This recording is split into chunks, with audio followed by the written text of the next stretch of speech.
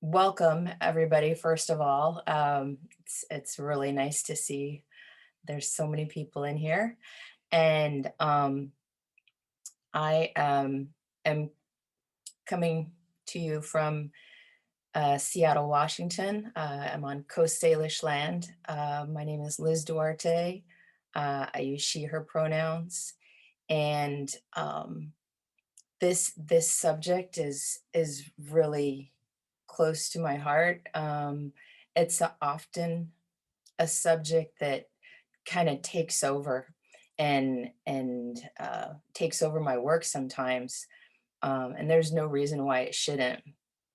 Um, this mixture of studio waste could actually be used for building. And I really haven't experimented much with that. So it's really nice to just start this conversation and see where it goes, see where more people take it. So um, my background is I, I, I'm a teacher, and I've taught for 25 years at uh, in community settings, and at like community college type settings. And I've been a lab tech at a couple different of the Seattle colleges, and I go into these situations where something needs to happen. Um, there's a lot of work that needs to be done, but there's also a lot of like loose ends and systems that need adjusting and changing and creating, really. So that's where a lot of these ideas were born and just implemented, because I got a lot of the material for this talk from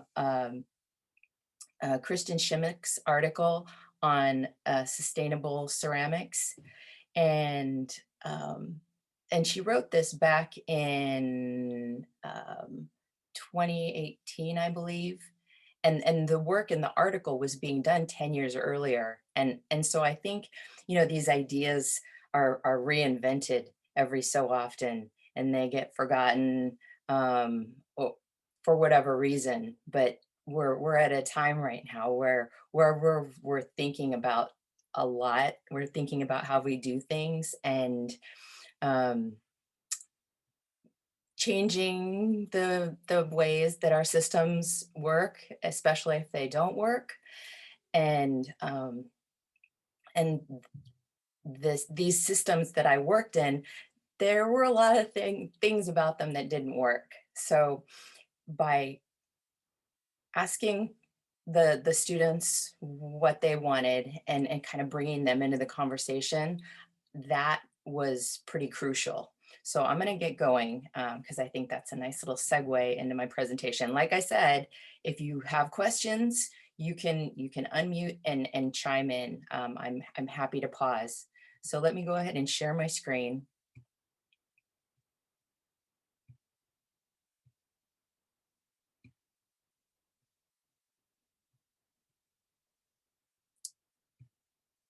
We'll get this show on the road. All right, is everybody seeing my screen?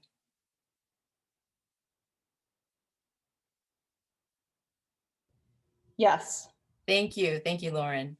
Okay, so initially, I called this considerations for how to handle studio waste. And as I was thinking about that, I had a really hard time coming up with the title. Last night, I decided to change it to repurposing studio responsibility, because I think that's a really important side of this whole idea of dealing with all of this madness, this mess. It doesn't have to be a mess. This can be beautiful material that can go on and lead a wonderful second life. But it has to be within a studio that is evolving, and not just sustainable. I've been wrestling with this idea of sustainability lately as well.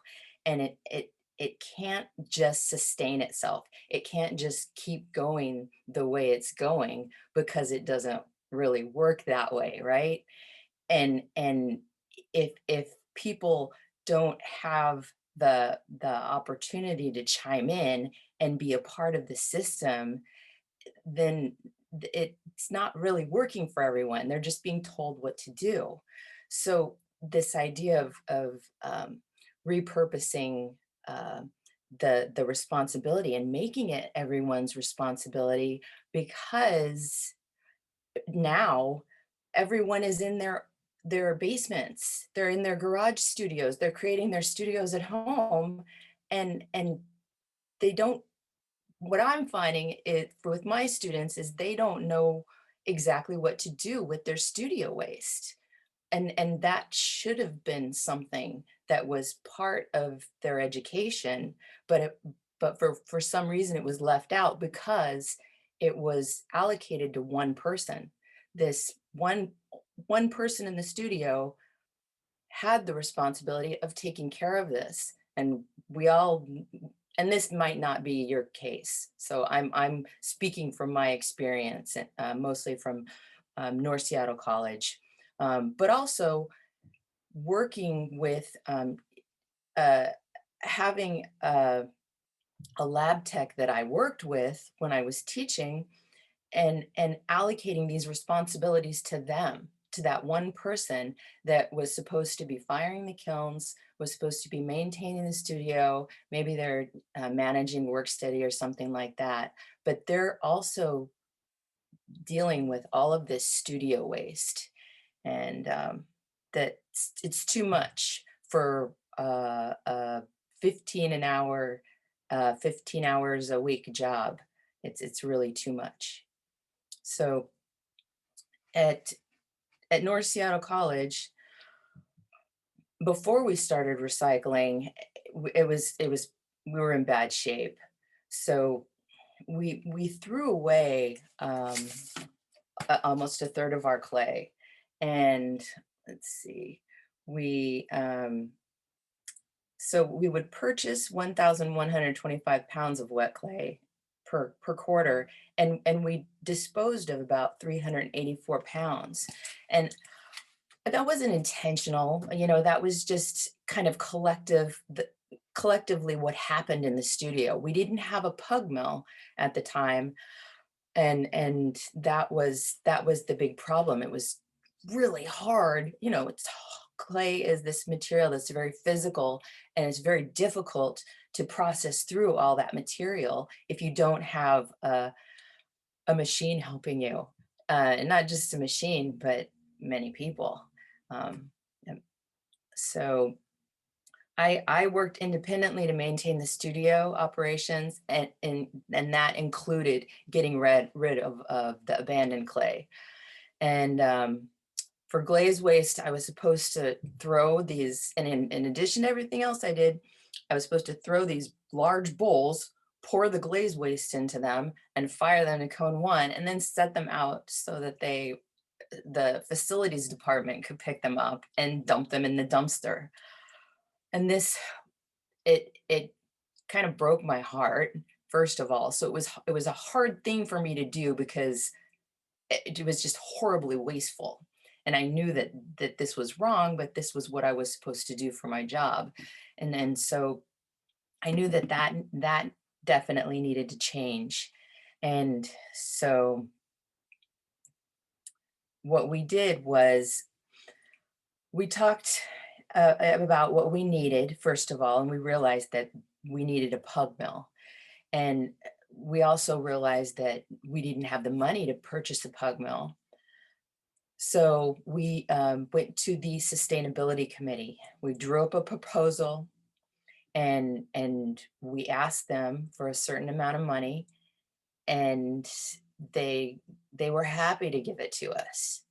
Um, and then one of our students was so excited by what was happening that she donated $1,000, and then the rest was paid out of the studio art fees. And This is not a unique situation. I was talking to a teacher in UC Berkeley, Eric Scallon, and he started a similar, um, he wrote a grant um, for the Green Initiative Fund called No More Down the Drain. And it was a similar grant to stop the glaze waste from going down the drain. So there's there's people out there that know this work needs to be done, and I think there's a lot of people that are doing this work. So we just have to keep thinking about what we're doing, um, what else we can do, and look around and see how other people are doing it. I didn't mention that I'm part of the Green Task Force, and this presentation is coming to you um, from the Green Task Force. But part of the work that we're doing, and we've been working really hard in the last year to see what people are interested in, and in my opinion, to see where the gaps are, to see where we need to do more work. Um, but part of what we're trying to do is to collect these ideas and put them in a place where y'all can get to them, so that we can we can start making more progress based on all of our experience. All right, here we go. Moving on. So I taught this class called Glorious Glaze Waste at Pottery Northwest. Um, just a couple months ago. And what I noticed from the students that took the class, and it was really nice, really wonderful teaching in this virtual environment, because there were students from New Zealand, there were students on the East Coast, there were people from everywhere. And that was really nice to open my mind up to the international community, and see that these are things that that really tie us all together, that connect us all. But the folks were coming to this class, and they I broke it down into three different groups where they were coming from. So where there was either individuals in their basement studios. The majority of people were in community settings where, like some kind of um, community class. And then there were a few people in a university setting. So the individual is like 1 to 3 people, community is like under 100 people, and the university is like 100 or above. Probably closer to 200 people. So based on the amounts of people in a space, your relationship to your materials change. And so, but there's one thing in all of these situations that holds true, and that is that absolutely no clay or glaze should be going down the drain. That's common knowledge. How we do that is going to look a little bit different. So this is my personal, where I'm coming from right now. I've been working for the last year in my basement studio, and so these are the kinds of questions that I asked myself as I was really diving deep into this, recycling all of this, or repurposing all of this studio waste. So these are questions that you ask yourself so that you can figure out where your clay waste is coming from and where your glaze waste is coming from. And I know that's like, well, duh, your clay and your glaze. No, but for your clay, are you reclaiming clay? Do you reclaim clay? And at home, I don't do a lot of reclaiming. And if I had a pug mill, I probably would. Um, do you have a system for collecting clay scraps or waste? And I set that up. I have 1 5-gallon bucket that I collect my clay scraps into, and that would be my trimmings. That's also, I do a lot of hand building. I'm all over the place, and I'm using different cones of clay. Um, I like to hand build and I like to throw. So I do have wheel trimmings. I also have just little scraps after I'm done hand building that somehow don't get back into the bag. And I'll put those into my bucket because I know that I'm working that towards reclaiming. Do you have a system for collecting glaze waste? This is really important because a lot of the students that I have, will get to a certain point in the quarter, and they'll say, "Oh, what am I supposed to be doing with this?" And the answer is you save it, and you don't want that to go down the drain. Um, but what do you do with it? And that's what this is all about. So, do you have a sink trap? If in basement studio space, good idea. Probably a good idea to set up a sink trap like the Glico trap before you have an issue. Uh, what's in your glaze? This is a good question because it's going to affect your relationship with your waste material. If you don't want to touch your waste, you might not want to process your waste. I had to wear gloves when I processed through this waste material because I was dealing with a bucket of glaze. It was a green glaze, and instead of adding 0.15 grams of chrome, that might even be too much. We added 15 grams. This was a job that was just allocated, and it was a horrible glaze. It was just way too much chrome, and I didn't really want to ever deal with it. And I carried that bucket around with me for about 15 years until recently. I just got through it. I just recycled all my studio waste in my basement, about 6 buckets full of clay and glaze waste, and it feels really good. I actually feel hundreds of pounds lighter. Um, and I have paver bricks that I'll show you a little later. These I'm referring to them as paver bricks, um, but they don't have to be paver bricks. My bricks are going to be used in a pit fire ring. So, okay, so we'll move on. Um, so when you, I call this brick mix. That's the combination of the clay waste and the glaze waste by volume. So you just want to make sure that you have more clay waste than glaze waste. That makes sense. So I use a 60-40 ratio by volume, and it's very rough. So believe me, there's no measuring involved. And I do this in a 5-gallon bucket. So I'm just scooping about 60% of clay mixed with 40% glaze waste into a bucket. I leave room at the top so I don't fill it full, and so that there's room for mixing. And then I mix it thoroughly.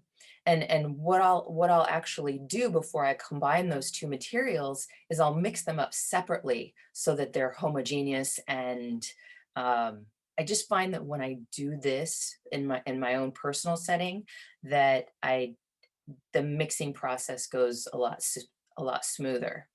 And you know, going back to how I generate my clay waste, I've got these buckets of bone dry clay. So, before I get to this process of combining them, I have to add water to my bone dry clay, let it slake down, and then blend it up into slip. So that's where I start with that really nice gooey slip added to the 40% of the glaze waste, and that's liquid.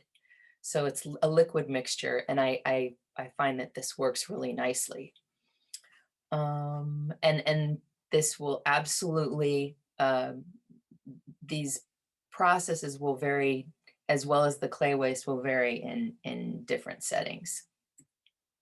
So I have a few videos here, and they are, that's my my combined mixture, my clays, or my brick mix. And this mold was, from grad school. So I've been carrying this around for about 30 years. Um, it was from my thesis show. It's a two-part mold, and it works perfectly, because there's walls built up. So when you're kind of spreading this mixture out, it's nice to have walls in case your mixture is a little bit, on the wet side, and it just holds it really nicely. So I lay out my mix, and it'll sit there for about 3 days, and I might flip it a couple times, just to get it nice and evenly dried. And so once it sets up to a clay consistency, then I wedge it. I wedge it up really, not really well, but well enough, to where I'm comfortable, where the next step I'm going to be pressing it into bricks. Does anyone have any questions at this point? I've got a little bit of airtime here while I wedge.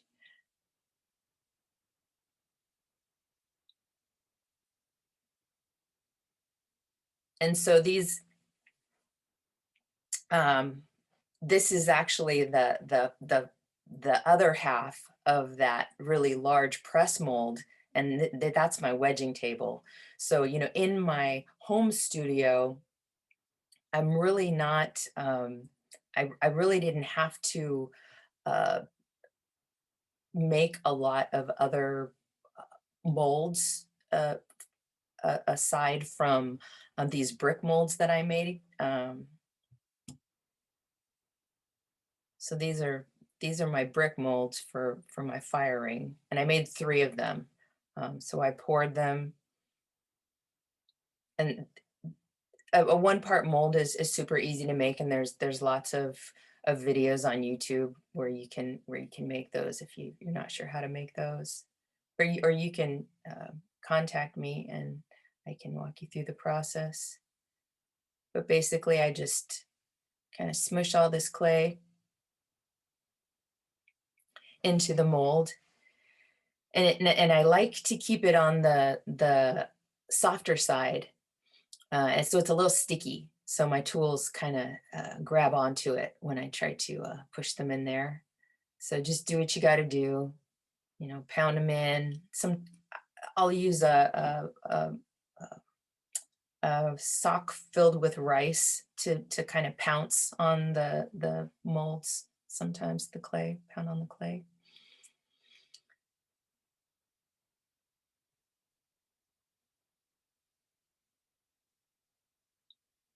And just throwing that clay into the mold.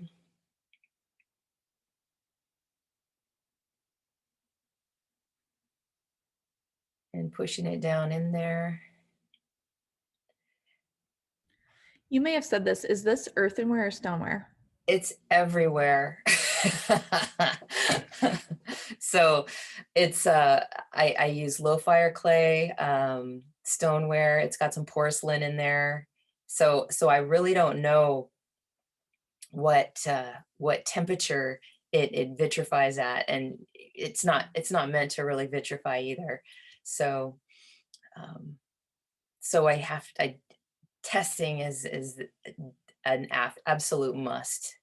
But if you're using it for, um, if this is your waste, it doesn't, like, the it doesn't have to be, um, all in one. Like, it doesn't have to be just earthenware or just porcelain. It can be all thrown in there. It's fine.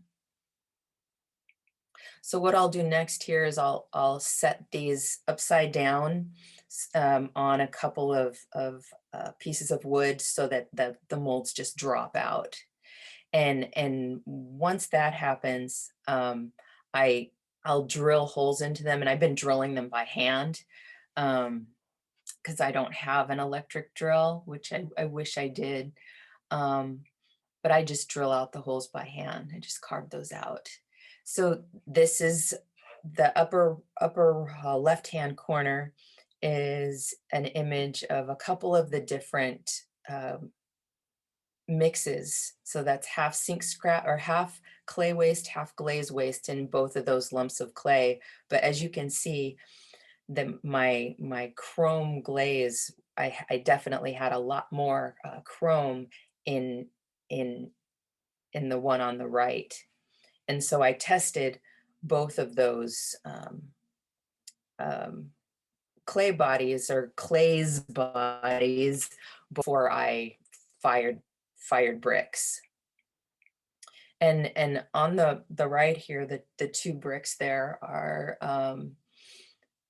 the they're switched around. So the one on the left is the the heavy chrome one, and the one on the right is the other one. And really interesting is the amount of non-shrinkage that goes on with these bricks. So they shrink a little bit when they're drying, but they hardly shrink at all in the firing. So I took these up to cone 2. And my intention for these pieces is to build a fire ring, because one of the other things that I love to do is pit firing. So it's always nice to have an intention or a place for these objects to go. What are the dimensions of your bricks? Um, they are, I would say, about 6 by 4. So it's, if you can see my picture, you can see it. Can you see that? Mm-hmm. Yeah. This is brilliant. I love this. Every Good, aspect of it. good, good, good. Okay, all right. So the next thing I want to introduce you to, maybe you know it, maybe you do this in your studio, is the 4 bucket system for managing glaze waste. And I mentioned Kristen Shimmick and her article before, but this was a system that Christian Shimmick wrote about how Nancy Fraser, who was a professor at University of Oregon, began working with this system. Develop. I don't know if she developed this system. In the article, it says a local potter told her about how he did this in his studio, but somehow this system was invented. So it's basically a 4 bucket system for managing glaze waste. And in a home studio in my basement, I don't have 4 buckets. I have 1 bucket. So this is going to translate differently into the different spaces that you bring it into. But I honestly think that if you are in either a community setting or a university setting, that this is what should be happening, and basically this is what it looks like. So it's 4 buckets, and here's the explanation for it. It's pretty self-explanatory, but I'll go through it. So there's 4 buckets. You label the buckets 1 to 4, and the buckets are half full of water. So bucket number 1 is is the rinse for all things glaze.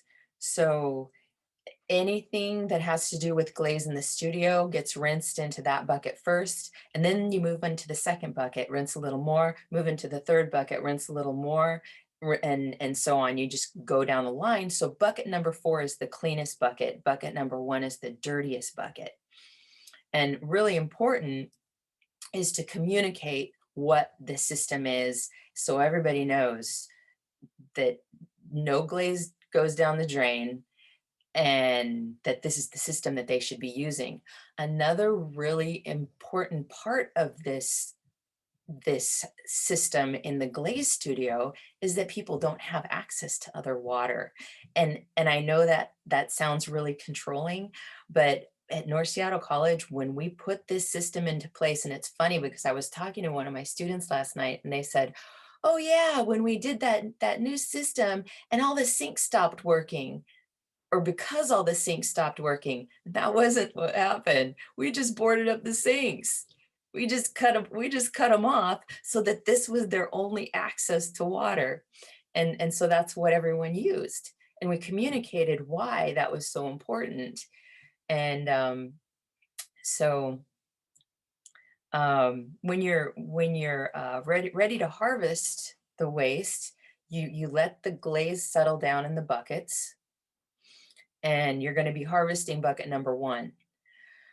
So you siphon or scoop up the water, and then after you do that bucket, you take bucket number one away, you remove the label from it. So I had Velcro on the back of these numbers so I could remove the numbers and replace them.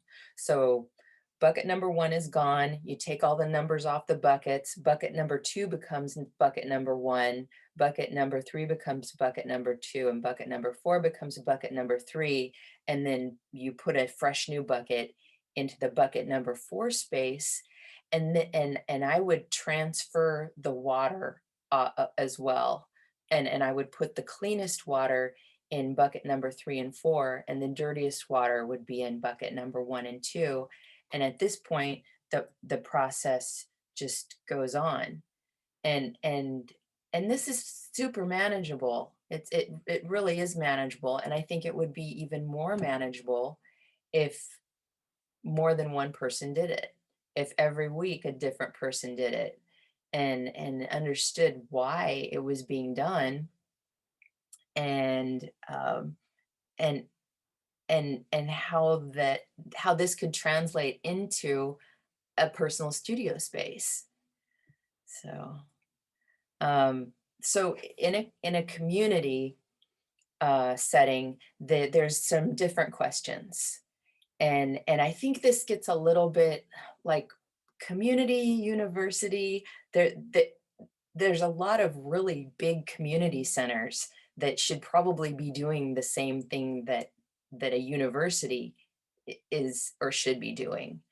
But a lot of community studios are developing, so they might not be there yet.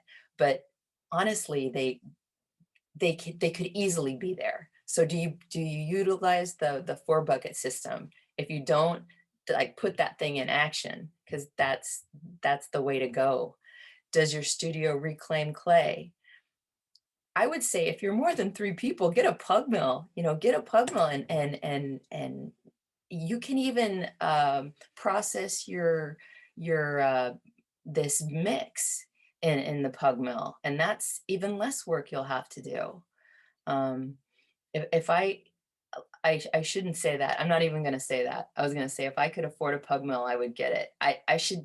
That's a very limiting mindset. So I'm going to get a pug mill because that's going to help me in my space, and that's going to really push me forward and get out of this idea that, "Oh, I can't do this because I don't have this." That's bull. And I need to evolve my green practices. I don't need to sustain my green practices. I need to evolve them and make them better for me so that I'm really thriving in my environment and not just maintaining my environment. That's not cool. So does your studio reclaim clay? Probably should be reclaiming clay in a community environment, or you should have some system in place where you're teaching people how to do that. Uh, do you have a pug mill? I think I already talked about this, probably should. And this is a biggie. This is a big one. Do you utilize a work exchange program? This is so important, and it can be. I was thinking about this a lot this morning because I feel like in these kinds of situations, you need help. one person can't do it all. That is absolutely true. So you kind of expand, but then as you start letting go of your responsibilities, you start getting a little uncomfortable. And I think this happens a lot in university settings when they see the responsibility kind of getting spread out through all the students, I think it makes folks a little bit nervous, but that's when you should just like let it go even more, because that's when some magic happens. So um people will, when they see this happening, this kind of release of power, they start to become more invested in the process, and they start to utilize their strengths in their community setting.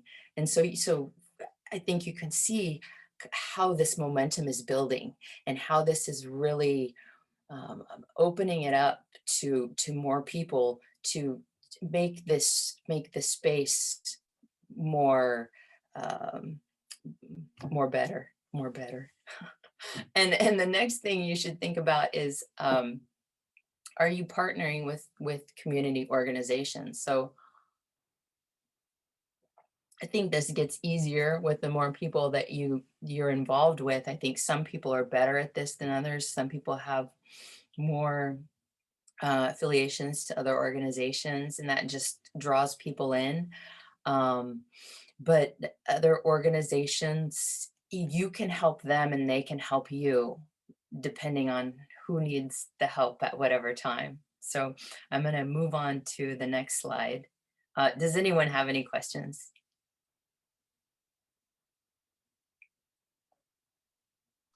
I have a question. Yeah. You said at home for the glaze waste, you don't use a 4-bucket system, you just use 1 bucket. Could you talk about that briefly, what that looks like? Yeah, yeah. So it's a 1 5-gallon bucket, and in my studio space at home, in my basement, I'm actually sharing the space with 2 other ceramic uh, artists, and so there are 3 of us, and that 1 5-gallon glaze bucket, it might need to grow to 2 buckets, but it could be like, say you're just taking a one class, maybe a 4-week class. You're taking a 4-week pottery class. You might just have a yogurt container full of, that's maybe a quarter full of glaze waste. That might be what your 4-bucket system looks like. Does that make sense? Yeah, I was mostly just wondering, like, for the levels of rinsing, if you essentially just do it all in that 1 bucket, or, I Yeah, mean, if there's any sort of like substitution for that. you can. But I think that the issue in our own spaces is that there's not enough space. So um and it just doesn't get utilized as much. But um yeah, so it could be 2 buckets, or whatever, really whatever you need. So just assess what your needs are and see what you need to bring in, really. Thanks. Yeah, yeah. All right. So at a university, I kind of changed the way I'm presenting this. Instead of asking questions, I'm it's more like, you should be doing this. So um and so separating the clay and glaze area is a pretty important thing to do. Bringing that 4-bucket system in, or even 2 sets of 4 buckets. So you might have 4 buckets on one side and 4 buckets on the other side, however you want to set it up. But I think at North Seattle College, last time I checked, they had uh, 3 buckets and 3 buckets. So they weren't using the 4-bucket systems, but they were working with what they needed to do. Um, you just don't want people, waiting in line. You want the system to work in the space. Um, so you want to have a system in place for repurposing the studio waste. And last time I checked at North, I'm not sure if they're still making bricks, but they're absolutely recycling their clay. And of course, COVID, they haven't been doing anything for the last year. So this is a great time to start these systems. And at Pottery Northwest, that's exactly what they did. They got this system in place before the studio really opened up completely, and so the new people that come into the system, like, this is what clay is about. Oh, you are you serious? You recycle your clay and glaze waste? You don't throw stuff out? That's amazing. That's awesome. And that's what everyone learns from the get-go. So I think that's pretty fabulous. So now's a great time to kind of put this kind of system into place. And you'll absolutely need to utilize your work study students to maintain the system for sure. This is not a one person job. And another thing that they did at Pottery Northwest was they had a system for their system. So really, taking a responsibility to create that checklist to keep everyone on track, because if the system if you don't have anyone to to play into the system, then it's going to stop. It's not going to keep going. And of course, partnering with organizations at your university that'll support your work, like the Sustainability Committee at North Seattle College. They were happy to support what we wanted to do, um, and develop those community partnerships and document what you do. Do whatever, however you do that, whether it be posts on Instagram or just holding on to those photos and whenever someone needs them, but promote yourself, and you'll need these photos for when you do your slideshow next year, or you'll need these photos for when you're trying to convince your sustainability committee or your community partnership, or just telling people about what you do. It's a great way to spread the word. So this is what the clay waste and the glaze waste looked like at North Seattle College. So these are just a few images to show you the kind of the different ways it might look. And on some days, this was 5 buckets deep. So just depending on where we were in the quarter, there would be more clay waste and glaze waste. And at North Seattle College, our clay waste was sink slop.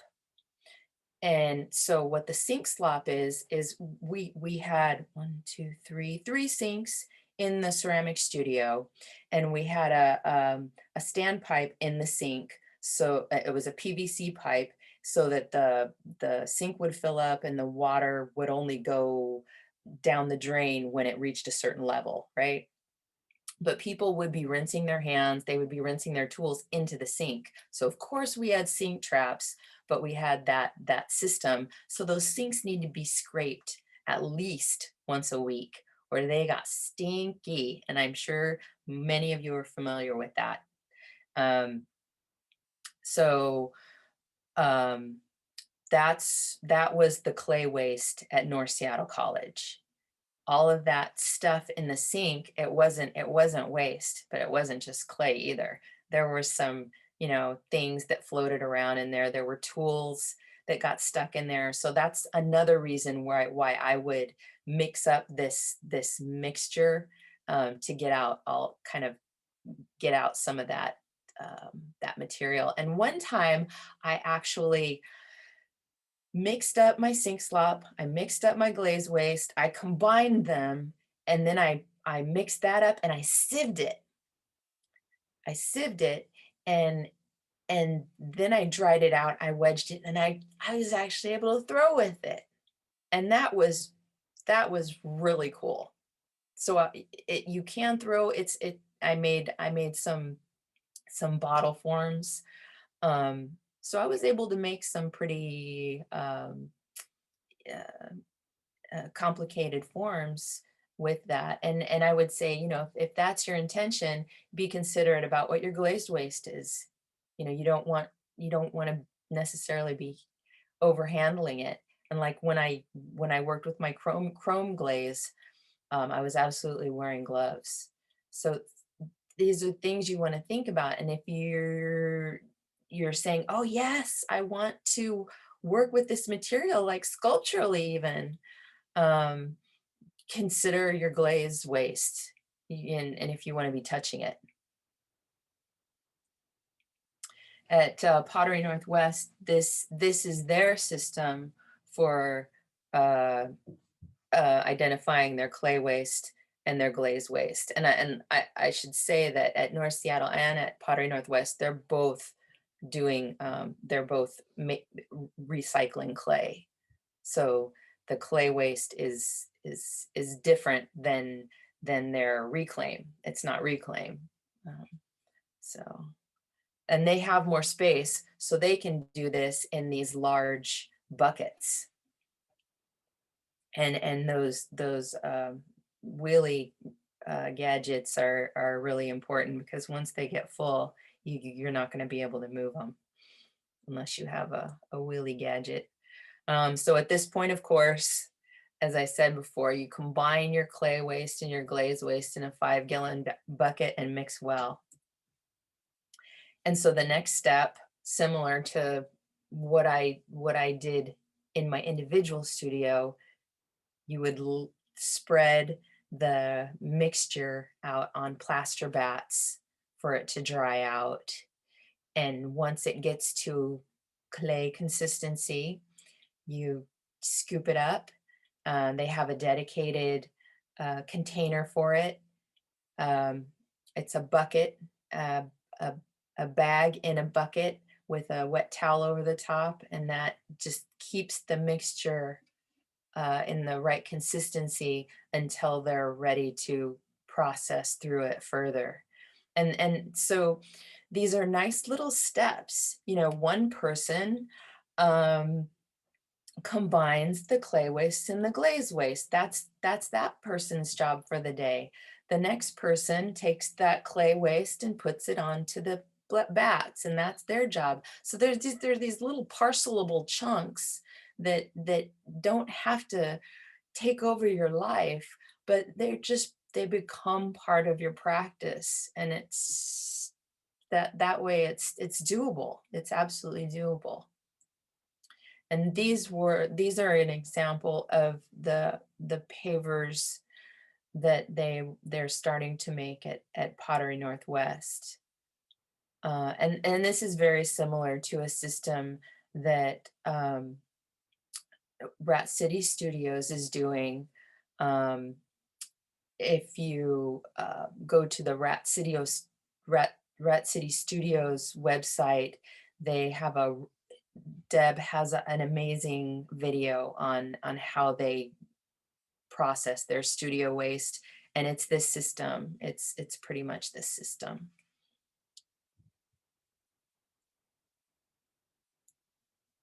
So this is what it looked like at North Seattle College when I was working there. And at South Seattle College, where I was also teaching, one of the projects that I made for my sculpture students was to make a 1-part brick mold, and everyone cast at least 10 bricks throughout the quarter to learn the system. And I don't think that's a bad thing to do. So these were some of the bricks from there. And then, of course, to reduce the surface area, I just drilled holes, and there was a really nice power tool, a really nice drill, where I could do that.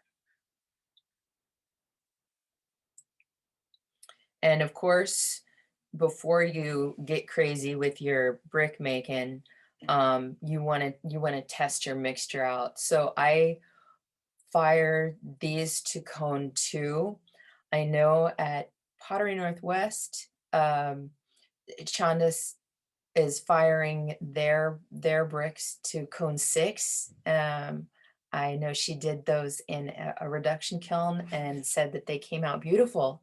So if you're thinking about really integrating it into your process and maybe thinking more, like, oh, I don't want to have to just do these firings for these bricks. Um, Maybe make the bricks have more clay waste in them so that you can get them to a higher temperature. Nothing wrong with that. Nothing wrong with that. And also consider what you have more of. Do you have more clay waste or more glaze waste? So just to recap, um, what you want to do is identify your clay waste, collect your glaze waste, set up your system, and get everyone involved, so that when something crazy like COVID happens, then people know what to do and they can take it home with them and just kind of create their own individual systems. So when you get everyone involved, when you involve your community, people are happy. Look how happy she is to be working with the pug mill and the slurry barrel. And amazing things happen. This is actually Thomas Kaiser, a good friend of mine, and he invented this glaze mixer, a glaze stirrer, basically. In the upper right-hand corner, you see it comes in 2 parts. The one with the little paddle on it stays in the glaze bucket. And when you go to stir up the glaze, it's PVC pipes with little adapters on the end. You just screw that into the top so that it's ergonomic. So you're not bending over to mix the glaze. So you you're not washing off the paddle every time you use it. It just lives in there. And see how happy he is because he knows he's doing the right thing. He knows that he was part of a community space that opened it up to him and let him get involved. So that is the end of my talk. Thank you very much. And I'm just gonna stop sharing my screen. Oh, I also want to just state my sources here. This is the sustainability in the ceramic studio. 3 Ceramic Studio Share Sustainable Practices by Kristen Shimmick, and the Ceramic Arts Network. So you can Google and access that. So I'm just going to open it up. I'm going to stop sharing my screen and just open it up to questions if anyone has Liz, any questions. how do we get hold of you if we have questions after? Let me put my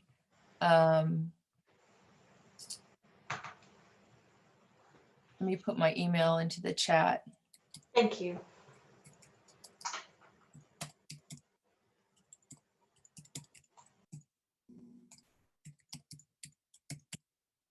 Hi, I just wanted to say thank you, Liz. That was great. Excuse me. Welcome. You're welcome. Yeah, thanks for coming. I'm going to start my glaze reclaim today. That is awesome. That's wonderful to hear. Thanks. Thank you. Thank you.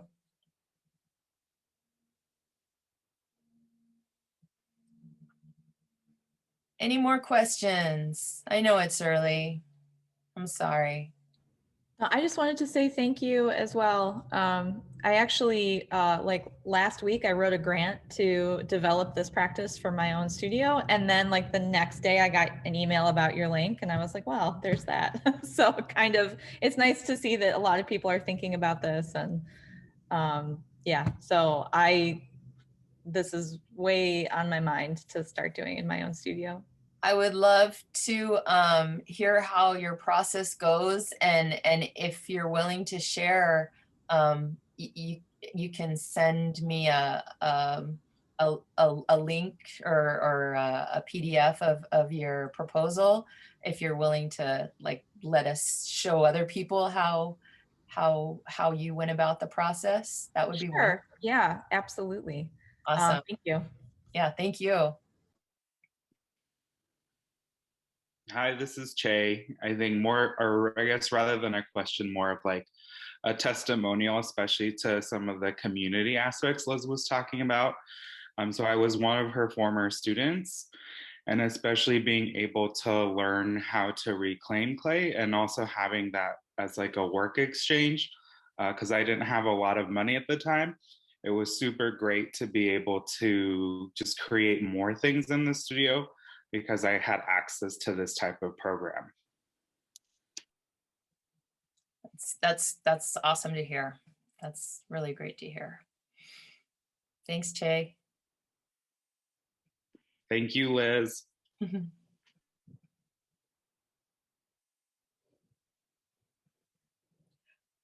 Let's see. So do you need to put anything extra like kiln shelves? Oh, thank you for asking that, Andrew. So you can use alumina hydrate, to sprinkle alumina hydrate on your shelf, and that'll ensure that the bricks don't stick. Just a little sprinkle.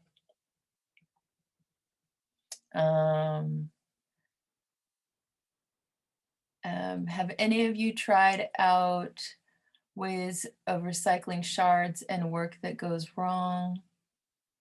So I haven't integrated shards into the mix, but I guess you could. I mean, that's kind of like grog, right? So if you could break the shards down, is that even necessary? But I also know, and in this article that Christian Schimmick wrote, there was, I can't remember where it was, maybe it was Humboldt University, but they were partnering with a community. I think it was like some kind of, I don't know if it was I'm going to get this wrong, but some community where they would take that, and Brian, I think you're here, they would take all the shards and use them as landfill somewhere. And I'm trying to implement this at the studio at Riverside City College too, but I haven't found a place quite yet. To my knowledge, they were sending it to a concrete manufacturer, and the concrete manufacturer would basically, throw it into one of their crushers and crush it down and then use it as aggregate in concrete. But it could only be used in non-structural concrete because there's no way of knowing, the strength essentially of it, because it's a lot different than using crushed up rock, for example. But for non-structural stuff, they were using it, and so that's what I'm trying to figure out. But then I have heard of other programs. Recently heard, and I haven't spoken to him yet, but I think that Josh DeWeese is. I think he has some sort of a rock crusher, and they crush up their old bisque and old, like the projects that students have left behind, and they crush it up, and then they add it as grog in their recycle clay. Oh, nice. That's so cool. And I think the system was in place too when Richard Burkett was at San Diego State. So I'm trying to find out what those machines are and what they cost, and that way, if you could do it at the studio, then it's not traveling anywhere, and so you're actually reducing your carbon footprint a bit that way, without having that transportation cost, or transportation cost to the carbon footprint, I would say. Yeah. And I think, oh, go ahead. Oh, sorry. I just wanted to say thanks. It was my question, and to maybe just to add to that, I was looking at the possibility of hiring the machine once there's a whole lot. Oh, yeah, that's a great idea. Yeah. But yeah, sorry, Liz. Yeah, no, I feel like, like when the more we work towards these solutions, the more it kind of opens us up to, asking, what else we need. So, just like keep going, keep doing the work. It's awesome. It's not something like feel free to expand and improve these ideas. They should be changing.